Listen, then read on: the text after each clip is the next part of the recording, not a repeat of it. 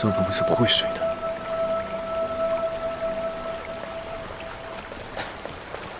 太子殿下，我等刚刚又制服2个刺客，还请殿下速速随我们回去。这个地方不安全，刺客随时有可能第2次偷袭。张鹏鹏，张鹏鹏！你是喜欢温润如玉、成熟稳重，还是喜欢浪漫洒脱、年少英俊的？其实喜欢什么样的人呢，不重要，重要的是那个人是谁。不喝老酒，谁更讨女人的欢心呢？你终究还是选错了。是你轮廓，时光微笑过。殿下，殿下，殿下，殿下！靠近你的体温，我心跳都活泼。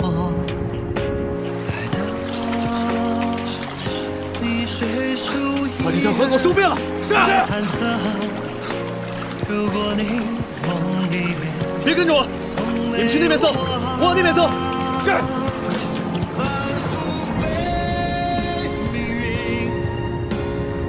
我现在已经是你的太子妃了。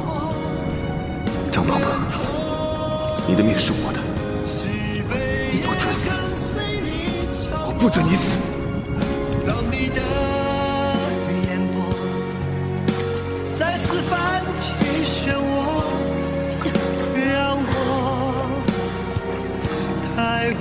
奈何，让我牵我。这里总算是安全了。哎，醒醒！哎呀，醒醒！哎，不会是让老子做人工呼吸吧？不行。我得看看他是不是装的。傻叉傻叉傻叉傻叉傻叉！哎，有美女穿比基尼！下班了，下班了！哎，原来是真晕了。看在你救过老子的份上，老子的基友初吻献给你了。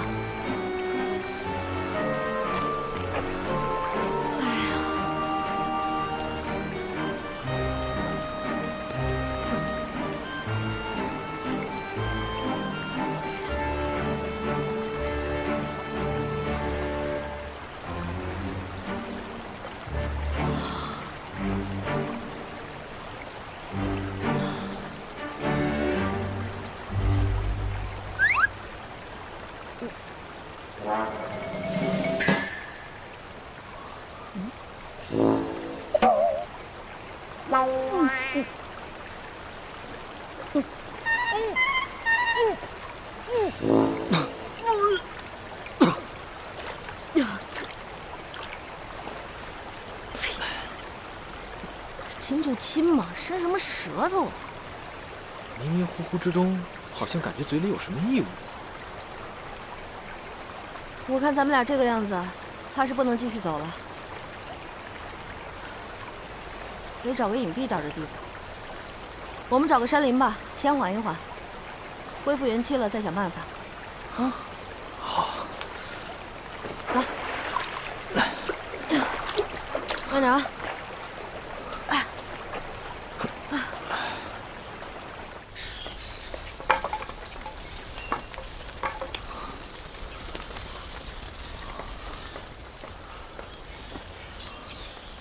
刚才是谁说水性好的？刚才在水里，手臂突然使不上力气了。谢谢你。我不忍心看你受伤。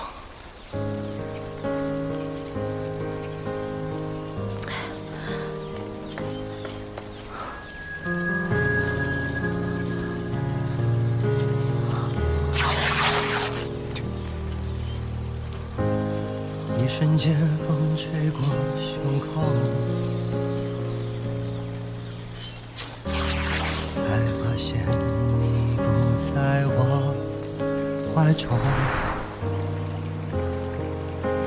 以前你总会紧紧抱着我，笑着说，暖得像是喝了酒。10000年只是句形容，我懂。疼吗？只有听过的人才心动，以后你会握着谁的手不放松？回忆的钟摇摆着我的伤痛。以前的以后，时间裂出一道缺口，让思念自由凝视你的举动。再也没有人像我把温柔写在了眼中，望着你成一首反复的情歌。以前的以后，时间缝合一道伤口，2秒针停留在爱着的时候。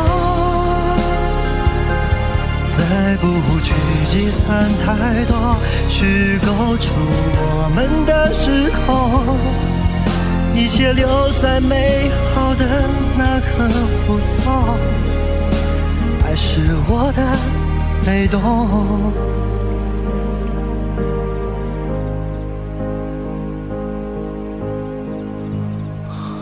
鹏鹏，鹏鹏，鹏鹏。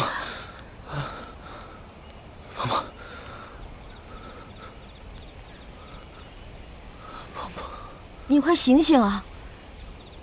你不是号称英俊潇洒、风流倜傥吗？你如果就这么死了，后宫的那些宫女们也都别活了。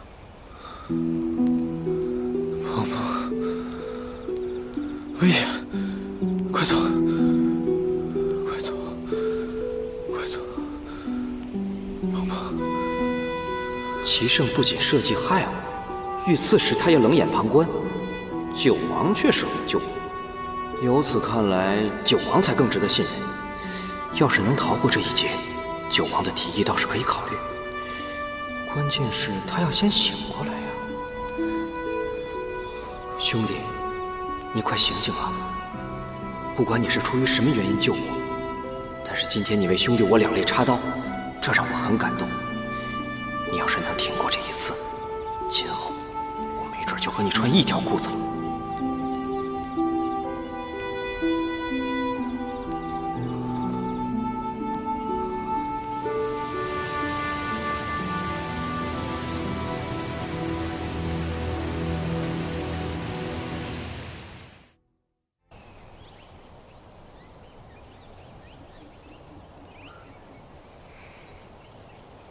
坏了，该换布条了。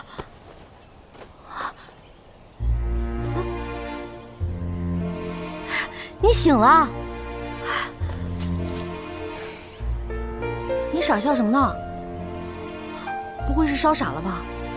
哎，还记得我是谁吗？真不记得了？我是你哥，啊！以后在外面见到我，管我叫大哥，记住了吗？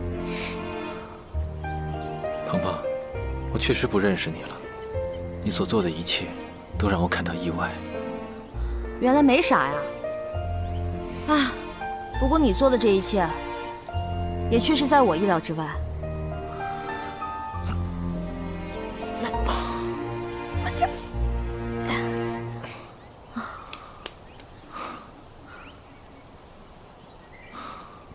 依我所见，你已经成了齐胜欲罢不能的人，得不到便要毁掉。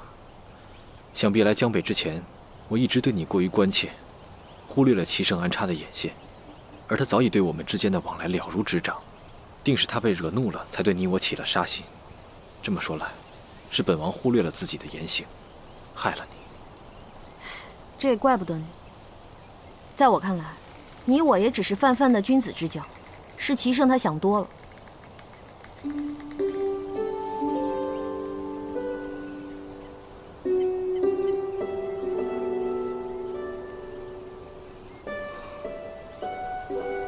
若是能逃过此劫，回去后定要谨言慎行。没错，这次你我也算是生死之交了。说句推心置腹的话，争皇位的事儿，路途艰辛，任重道远。齐胜这个人性情冷漠，心机叵测，不是一般人斗得过的。你有没有想，以后不要再争了？你我不争便能平安了吗？是他一步一步把我逼到今天的。争，或许还有一线希望；不争，就只能等死。你和我这一点倒是挺像的。我也常有那种朝不保夕的感觉，一天自己的命运掌握在别人手中，就一天觉得不稳定。这次我们能不能活着回去，还说不定呢。你大可不必如此忧虑。齐胜向来行事周全，顾全大局。他这次的计谋被我们化解了，便不会硬安一个罪名来杀我们。他要再想杀我们，也要从头谋划了。看来你倒是很了解他。不过既然你我都知道了，我们还能活很长一段时间，现在就更不能饿着了。我去找点饭来，顺便打点水，啊。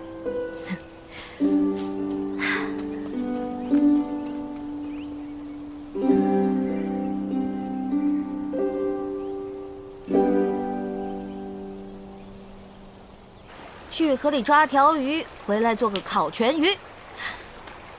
哇，好大一条鱼啊！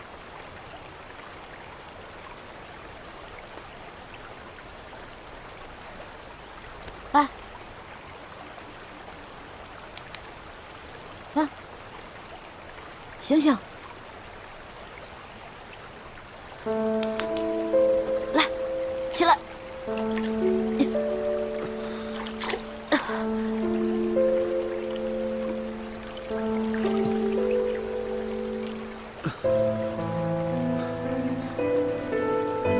你衣服呢？靠！都要杀了我，还管我穿没穿衣服？你怎么在这儿？我也是为了躲避刺客，才落入水中的。那这么说，是刺客赢了？都这个时候了，你还有心情关心这个？那当然了，就好像看电视剧不让我知道大结局，看足球比赛不告诉我几比几一样。是我们赢了。那你还弄得如此狼狈，你的那些侍卫们看着你就像看天线宝宝一样。又没想到下游水流湍急，又撞上了礁石，胳膊动弹不得，便飘到了这里。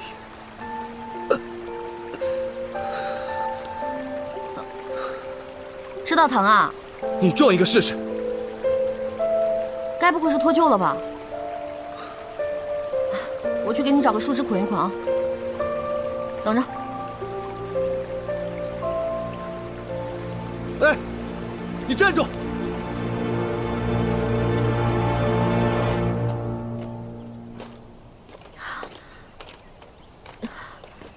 碰碰啊！我怕你遇到野兽，就跟过来了。你猜我遇到谁了？齐胜，他现在就在河边，你赶紧藏起来。这个时候你们俩还是不见面为好。啊？怎么了？这个小树林里不会真的有野兽吧？啊？是狗熊还是狮子？如果是狗熊，咱们就在这装死；如果是狮子，你喊1、2、3，咱们就跑。不用跑了。啊？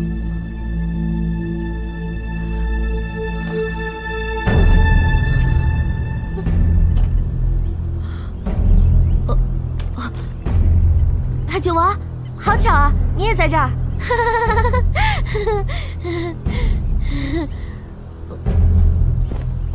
穿上。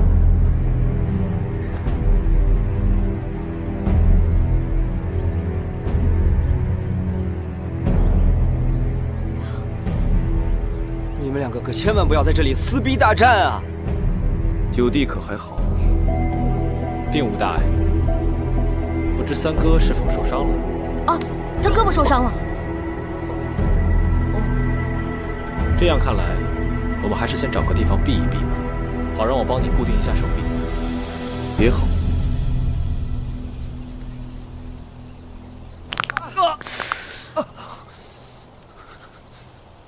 哎，我们不能坐这儿等死吧？会有援兵来此处营救，不过是援兵先到，还是刺客先到，就无从而知了。这次刺客来的蹊跷，难道富平的驻军也混入了外人？军中守卫严密，若非对我们的行踪了如指掌，是不可能抓准了时机趁虚而入的。此次遭遇埋伏，很可能是身边人所为。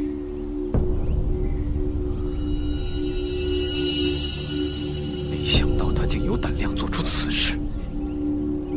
我也是万万没有想到，平日里真是小瞧了他。是谁？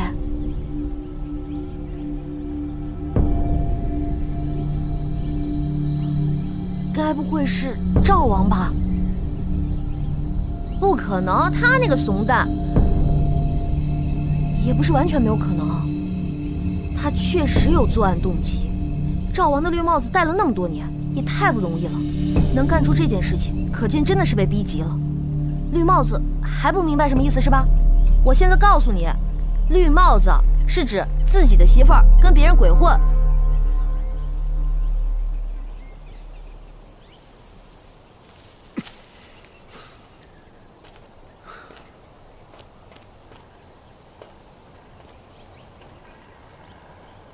张鹏鹏，你过来。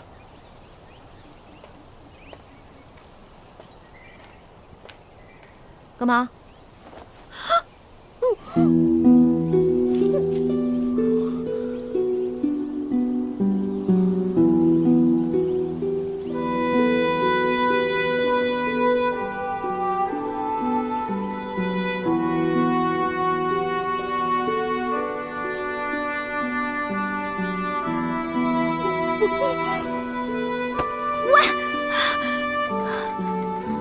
你想做戏给别人看，你可以借位嘛，干嘛来真的？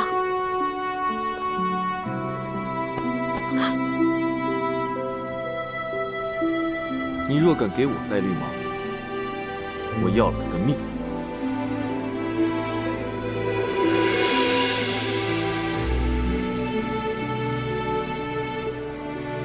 齐胜啊，齐胜，我和九王在河里已经抱过了，人工呼吸也做过了。昨天晚上还孤男寡女的在小树林里睡了一夜。我看不只是绿帽子的问题，你这脑袋都冒绿光了。你看看我，既没贼心，也没贼胆，你尽管放宽了心。给我搜！是！你们几个往那边转，快！不知这次来的是敌是友？快！何不赌一把？若真是赵王派来的人，便看看你我，谁更能得上天水岭。看来的人是会失手杀了你，还是会失手杀了我？那就赌一赌。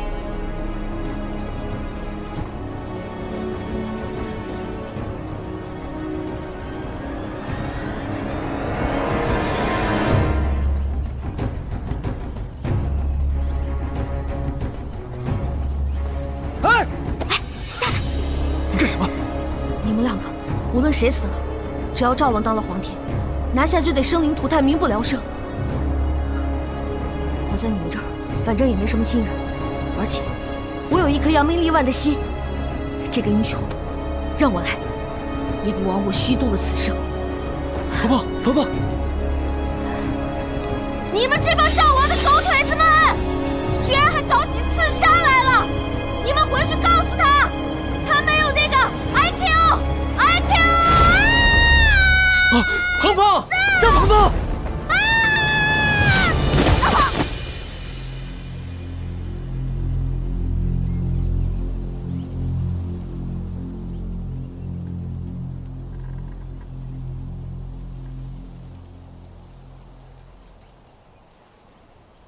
啊！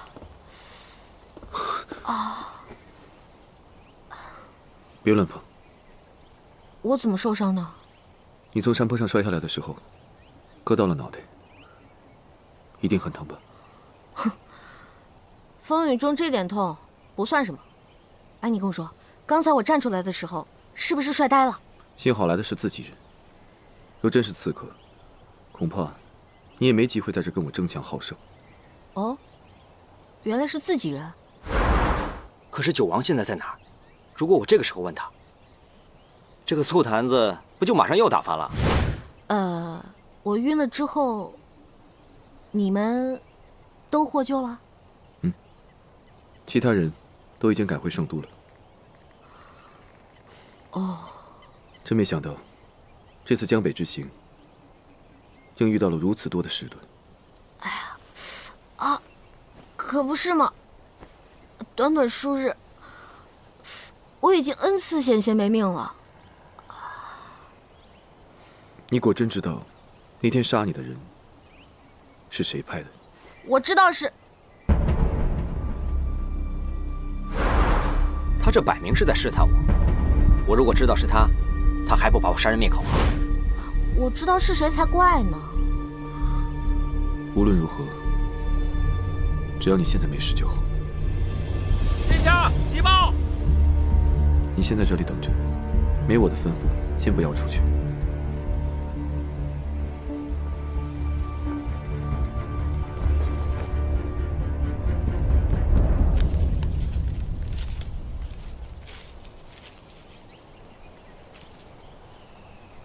孙儿启圣，你父皇于昨晚走了。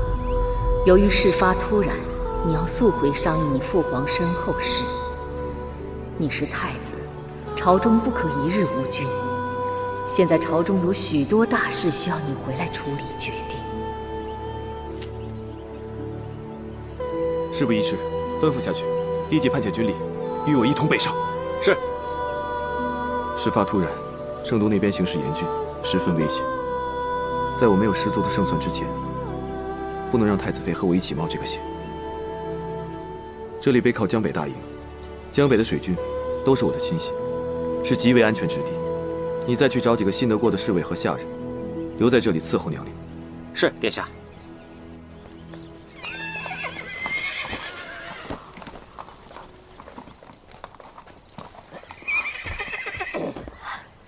护送太子殿下回圣都，不得有误。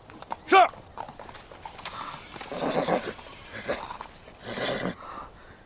到底什么情况，让齐胜这么着急回圣都？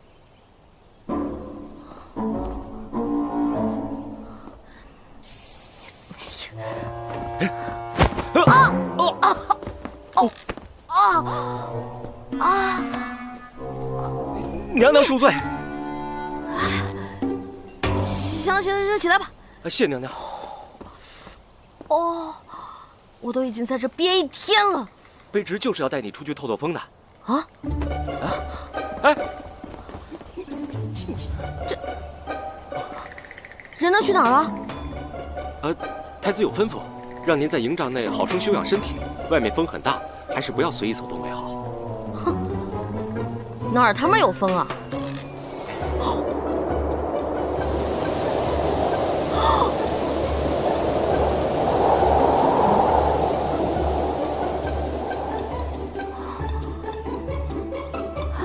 太子去哪儿了？把他给我叫回来，我有事儿找他。太子有事先回圣都了，所以嘱咐卑职们在这儿照顾您。他一个人回去了。是娘娘。那你知不知道他为什么回去？为什么把我一个人丢在这儿？这个卑职就不清楚了。我有东西落九王那儿了，你去找他给我拿过来。啊？去啊！娘娘，九王已经不在营帐内了。什么？他也不在了？是的，娘娘。那这儿他们还有谁啊？这儿还有几个侍卫和丫鬟供您差遣。哼，这他妈是让我自生自灭的节奏啊！娘娘，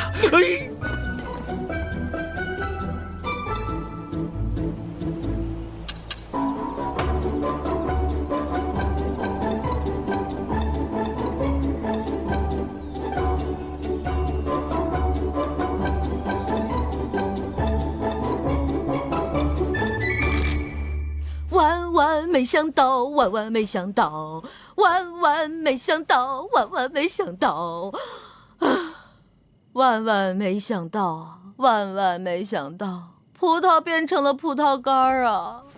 娘娘，娘，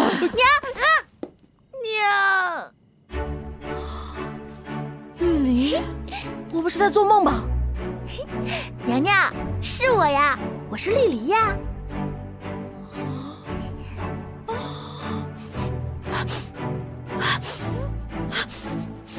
娘娘，您在闻什么呀？啊，我的宝贝儿啊，我已经好多天没有闻到人味儿了，我似乎看到了春天万物复苏的样子。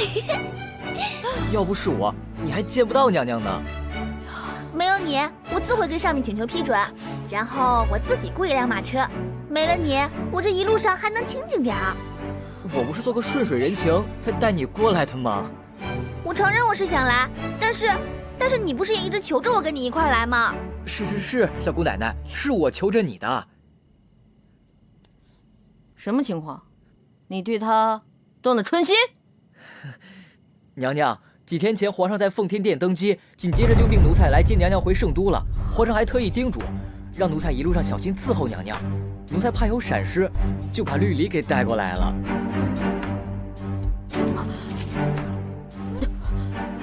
新皇登基？是呀，娘娘，谁都没有想到，先皇一夜之间就暴毙身亡了。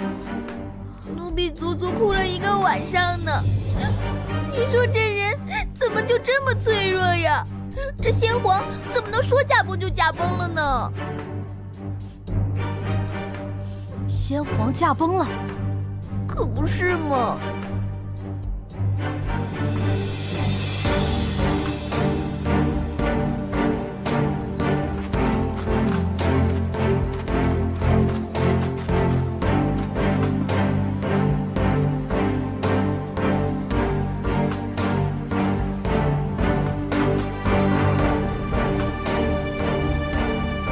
九王接旨。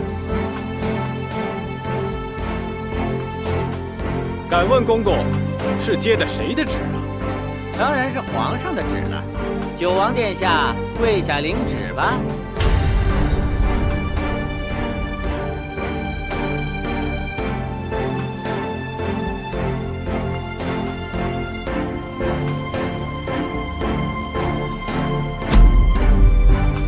奉天承运，皇帝诏曰：九王齐汉于江北救太子妃有功，赏白银1000两，良田100亩，官职加升1品，革去原有一切职务，改司内务主管一职。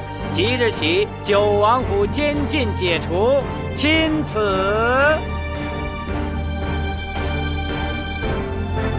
九王殿下，那奴才就告退了。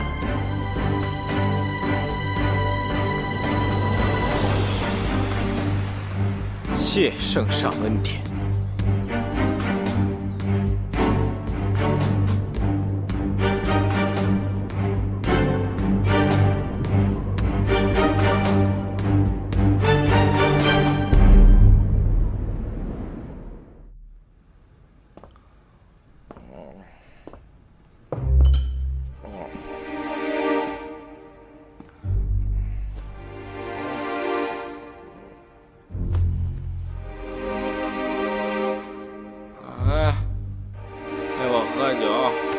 奴才是来宣旨的，不能陪您喝酒。你不喝，我就不听。喝不喝？这不是为难奴才吗？喝你，喝不喝？喝不喝你？你喝不喝？你喝不喝你？喝不喝？你喝不喝你？喝不喝？你喝不喝？喝不喝你？喝不喝你？我来陪你喝。皇上，赵王他调戏我。调戏你？找找你什么样？你来干什么？是来看我的笑话？要杀要剐随你便。我是来看你这烂泥扶不上墙的样子的，成何体统？我知道我自己时日已经不多了，所以我趁着现在我自由，我潇洒，管不着我。谁告诉你会死？庸人自扰。还是先听旨吧。我不听。奉天承运，皇帝诏曰：赵王因误信贼人之言，致使众多皇室贵胄被困江北，当判死罪。当今圣上念其手足之情，免其死罪，免其一切官职，留其王位与宅院。留其王位与宅院。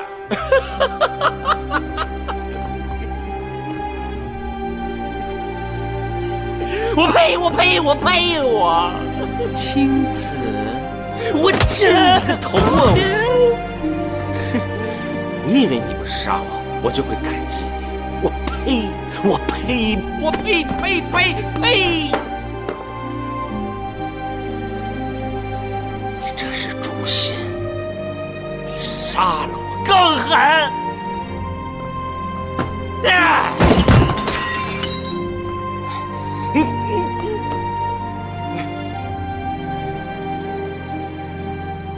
总有一天，你会明白朕的用心。我不明白，我不明白，我不明白，我不明白，我永远不会明白，我不明白，我不明。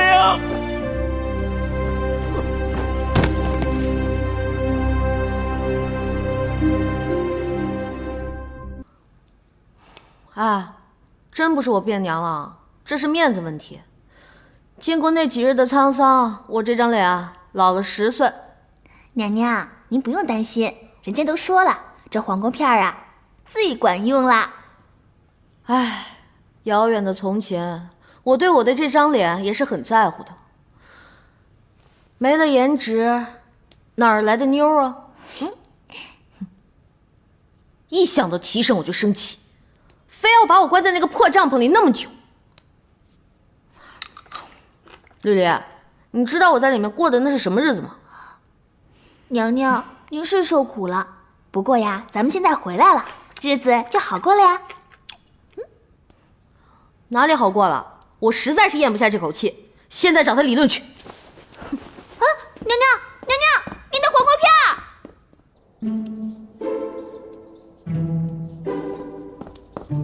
齐胜，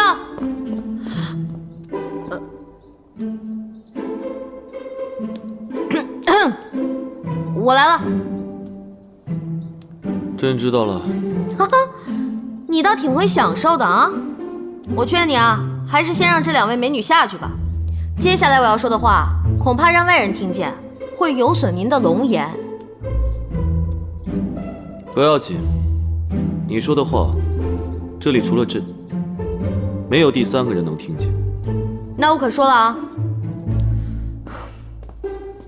你把我整得人不人鬼不鬼的，关在那个破帐篷里待了那么久，你自己却在这逍遥自在啊！朕在江北时，肩和胳膊都受了伤，这是太医吩咐的，请按摩师为之按摩康健。哪个男人去洗头房不是说自己去洗头的？去按摩院不是说自己去按摩的？啊？那你认为该是如何？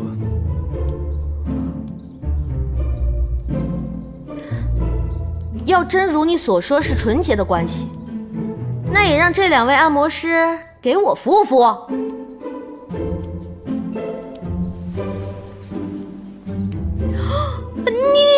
你还摸人家小手？你该不会是想当着我的面那个吧？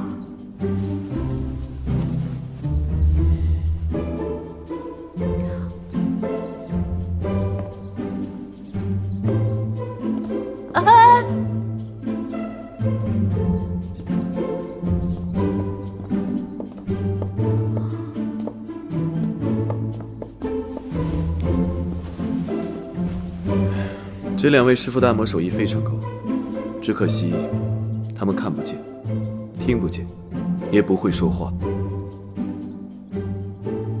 这可惜了这如花的面容了。媳妇儿，媳妇儿，媳妇儿。哇塞！娘娘见着皇上了吗？见是见着了，别提了。啊，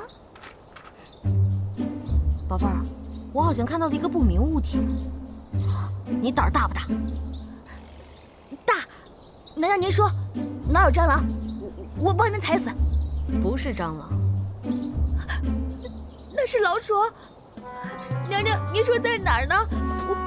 我闭着眼睛帮您踩死。报江北之仇的时候到了，我在里面受了那么多苦，赵王他脱不了干系，这个仇我必须要报。娘娘，你说怎么办？绿蝶，给我找根棍子来。娘娘，我胆小。你不是特别讨厌姜氏吗？现在我们就把他当成姜氏，反正他们俩是夫妻，差不了多少。娘娘，用不着棍子，我一个人抵10个棍子。上！哎呦我去！偷袭你这么大声！哎呦，绿梨！哎呦，哎呀！你打我干嘛，绿梨？别打了，别打了！别打了！我找我媳妇儿，你打我干嘛？我招谁惹谁了？我管你惹谁呢？说打你就打你！手下留人！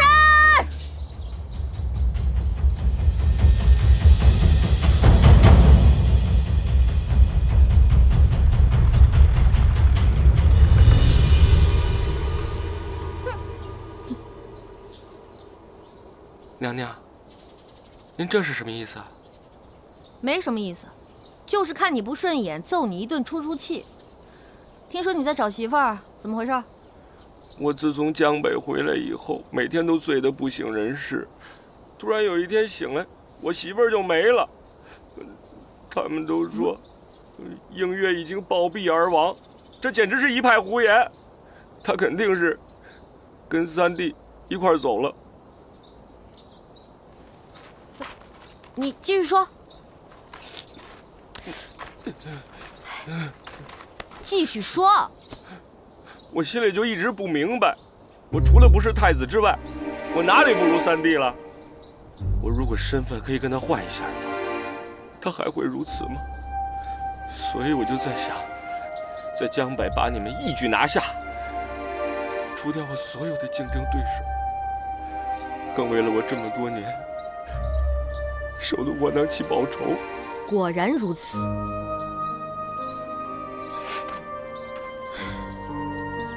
你也不容易。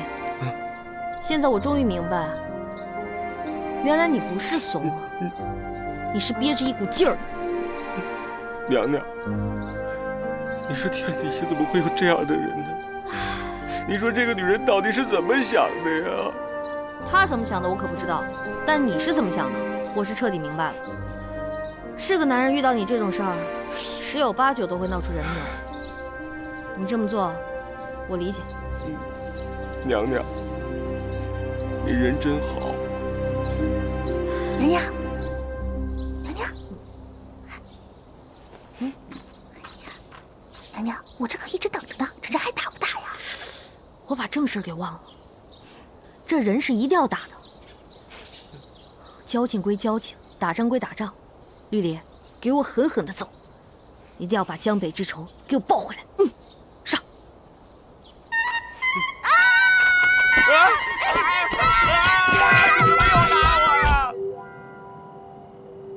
这人是打爽了，可是我这心里啊，还是不踏实。娘娘，你还有什么事计划在心上啊？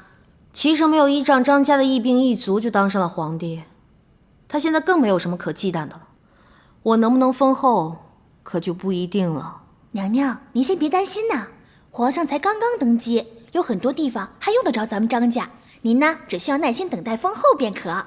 齐胜是怎么想的，我心里确实没底。更何况我和他的关系一向不和，这也是人尽皆知的。照您这么说，奴婢也觉得不对劲了。都这么多天了，怎么还是不见皇上的踪影呢？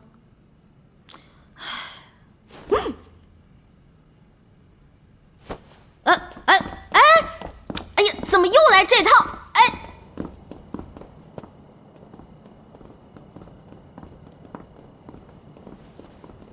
给皇上请安，给太子妃娘娘请安。没长脑子吗？这是皇后。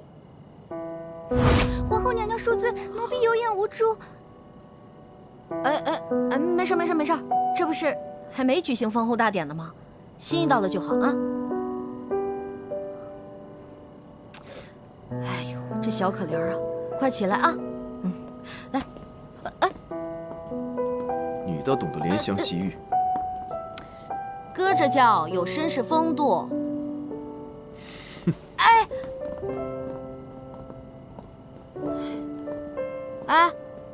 你该不会真的封我为后吧？不封你还能封谁？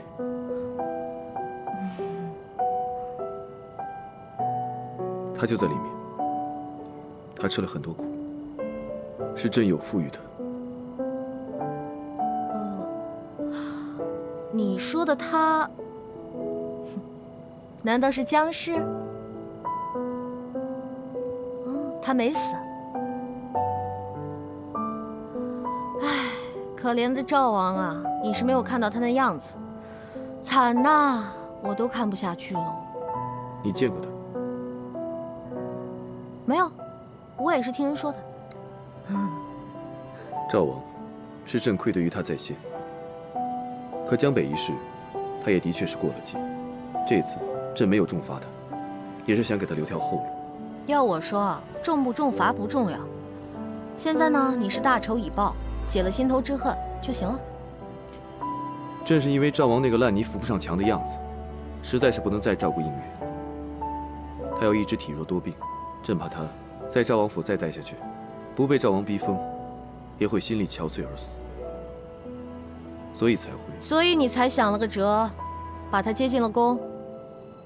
你已经猜到了。你这不正在征求我意见，想要金屋藏娇吗？我理解。你想做什么呢？放心大胆的去做，我支持你。其实，我只是想让你容得下他，给他一条活路。容，绝对容得下。你小子那么快就封我为后，原来是给自己留着备胎呢。哼！哎呦，这儿蚊子还不少呢。要不咱们进去吧，别让人家姑娘等久了。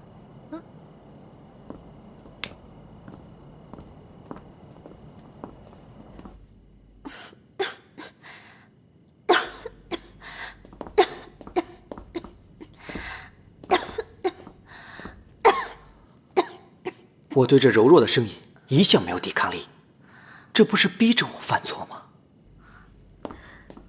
哎呦，哎，妹妹病得这么严重，就别起来了。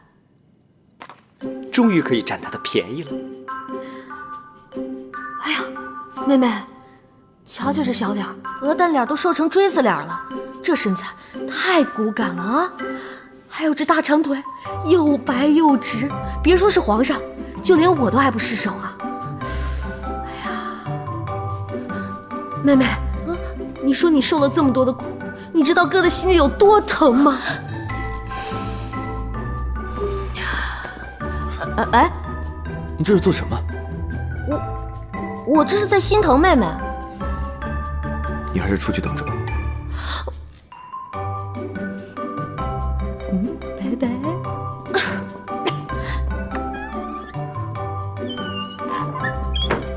哎呀，让你不长记性，让你不长记性。绿茶婊有什么好的？绿茶婊有什么好的？有什么好的？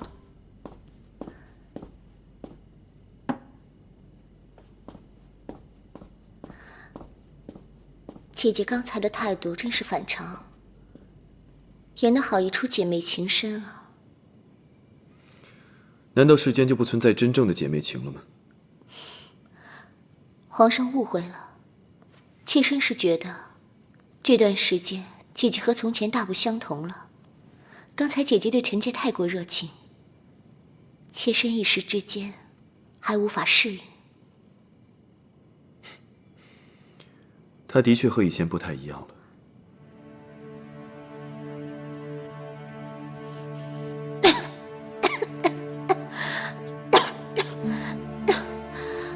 自从陛下从江北回来，就没来看过妾身。现在妾身病了，陛下才带着姐姐前来。陛下是不是觉得姐姐比我有趣，比我新鲜？真没有那样想。新鲜不过是一时的，陛下与映月可是有一生一世之约的。什么？一生一世之约？妾身想知道，陛下把臣妾接进宫，只是为了想让妾身养病。赵王那副样子，你在赵王府再待下去，恐怕只会加重你的病情。朕若不把你接进宫中，只怕你会性命难保。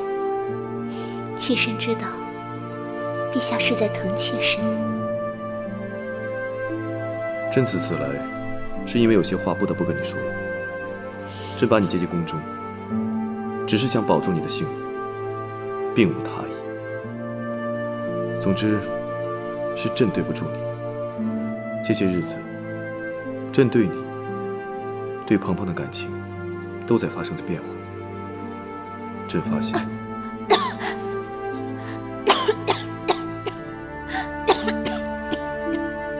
你既然身体不适，那便改日再说。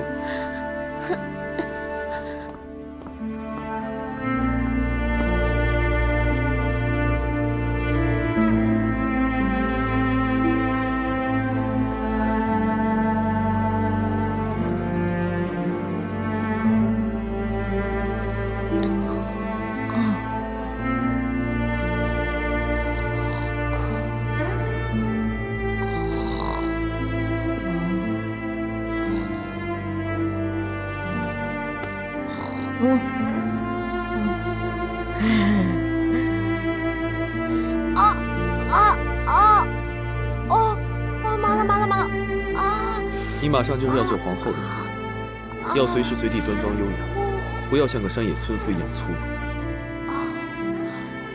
你们俩在里边，一个坐着，一个躺着，我哪有地儿藏，有地儿躲？你既然累了，为何不进去？我哪敢进去啊？你们两个人卿卿我我，你侬我侬。再说，我怕自己把持不住。回去吧。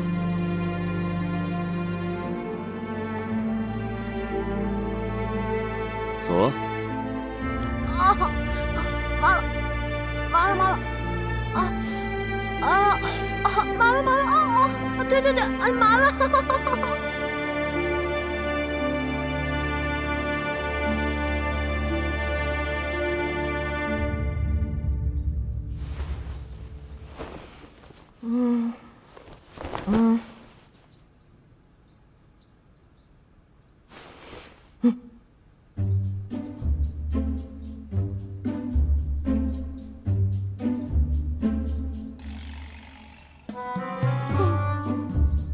我不会是在梦游吧？难道我是到了路边洗头店，到了三温暖？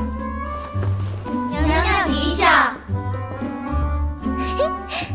娘娘该起床啦，这封后大典可是一辈子就一次的事儿，这可不能怠慢了呀。原来是册封大典啊！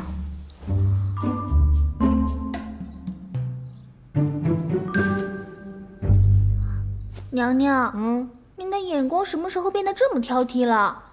以前奴婢挑的东西，没有一样不是您可心的。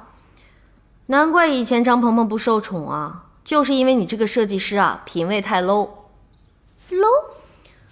绿梨，不是我眼光高，是因为你啊，是彻彻底底的女人审美，你根本就不知道男人喜欢什么。你看啊。这只就比你刚刚挑的那只好看，简单而不失大方，优雅而不失身份，重要的是，还带着一点点的骚气。骚气？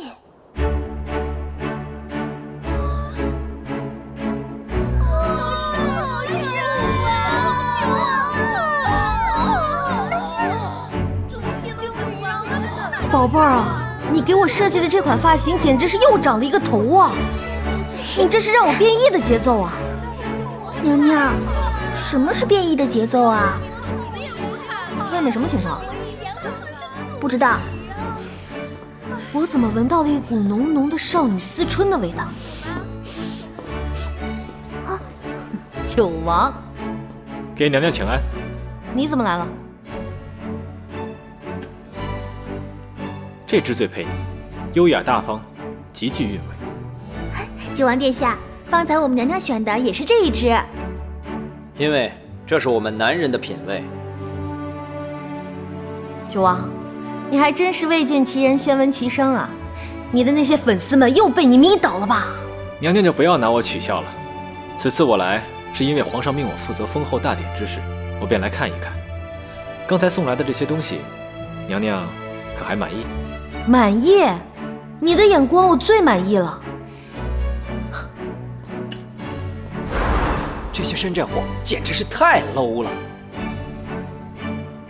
人家从来没有见过这么精美的饰品哦。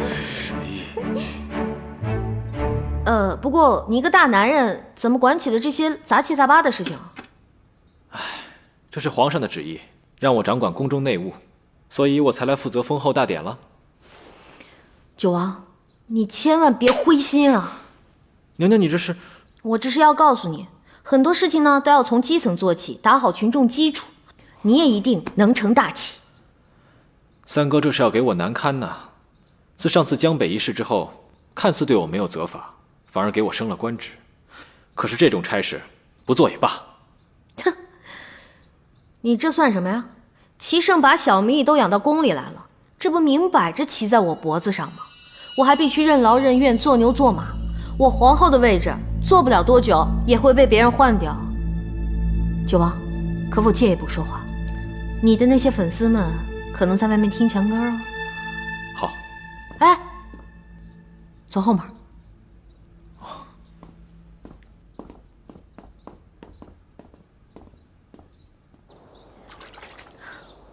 如果这个是齐胜，这个是你，这个就是我。我们在江北大营的时候，你我都知道，齐胜早就有杀了你我二人的意图。不光是你，就连我对他也是恨之入骨。所以这个三角形显然是不成立的。不过今天我还要跟你说一个三角关系，这也是现在我想对你说的。刚才那个只是给你举个例子，这条是你，这条是我们张家，而这一条就是大名鼎鼎的杨家。你和杨家已经组成了两角，无非就是差我这一角，便可组成黄金三角。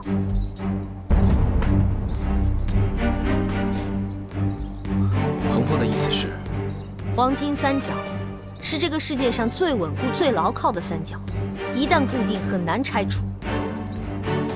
所以九王，你好好想想，要不要我这一角？